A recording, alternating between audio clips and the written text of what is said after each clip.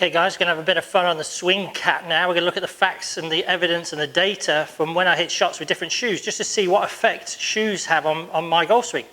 I've got my Nike flats, which are basically my teaching shoes. They're really flat, there's no arch in them, nothing. It's kind of a very flat sole. I've got my Nike Airs, which again I use for teaching and playing. Quite a big heel, obviously a lot of air in. I'm also going to do some without shoes on as well. And we'll just look at what the swing cat comes up with. I'm going to have the same swing thought on each swing, and we'll see how it affects my pressure trace, my forces, etc. Quite interesting. It's irrespective of what brand they are, it's just flat soles, so there's no help from my arch or anything. As I say, I'm just going to keep the same swing thought here that I have lately. Didn't hit that too good, a bit slappy. It's okay, about a 2-yard fade. But I feel too planted to the ground with these in a strange way. Don't feel like I can push off the ground very well, but we'll see what the trace says. There's that swing I just made. I mean, I normally always get, high magnitude forces.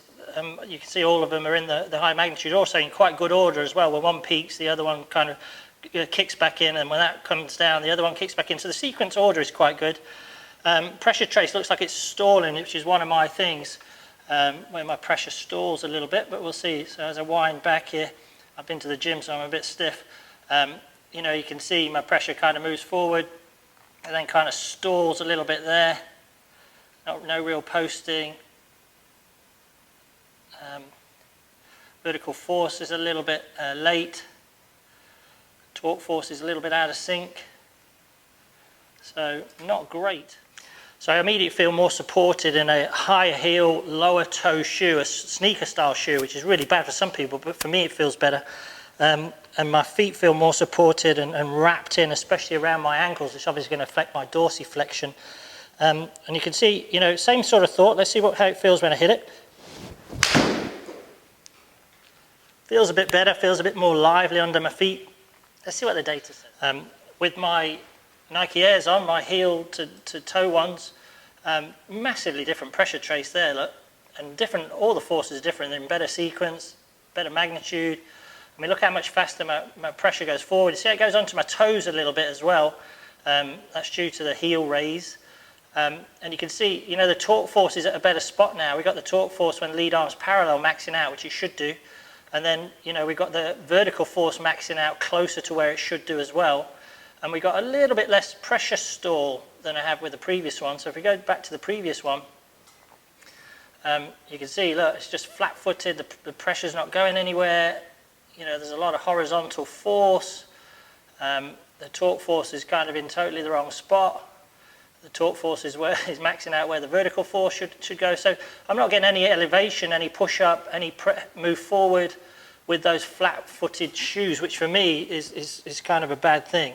So definitely perform better for me with a heel-to-toe bias shoe, which I've seen adversely affect a lot of swings, so that's interesting. Now I'm going to hit a few with bare. Take my shoes off now to hit this.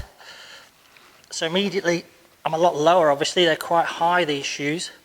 And as I say, my ankles feel very supported in them. Geez, my feet feel really light and quite funky. I get people to hit shots without their shoes on, actually. So let's see, same thought process. So a massive spin out of my foot. Just felt kind of not stable at all there, really. Okay, so this is bare feet, really funky pressure trace, my goodness. Really funky horizontal force. Let's have a look at how these forces are working. Stance has gone a little bit wider as well. So pressure's moving back quite nicely. A lot of horizontal glide, too much. And then you can see torque force is going a little bit late with my bare feet, but better than with those flat shoes on. And then my vertical force is less because I can't push out of the ground, and it's a double peak as well, which is not good. So kind of results that I anticipated really from what it felt. So here's the just to recap. There's the flat shoes. I say really weird traces on that one. There's the heel to toe shoes, much better, the whole thing there. And then obviously the bare feet, which is pretty funky as well. So by no means a scientific experiment, but it gives you an idea of how footwear can affect your swing. It's nothing to do with the make, it's just the style. You know, certain styles suit certain players. So that's a really flat-footed shoe, which for me is not very good, but for other players it's really good. I recommend that to a lot of players, that type of shoe, not just Nike.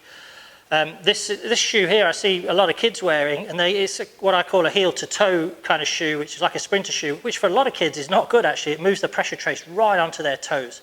But in my swing it helps me with my ankle stability, my dorsiflexion, and so it really helps me. It gives me some life in my feet. The point of the exercise is you've got to obviously use technology wisely, but also, you know, custom fit your shoes as well as your clubs, because at the end of the day, it really does make a big difference. And now we've got stuff like SwingCat, we can measure it and we can really see what's going on without any guesswork. I love it.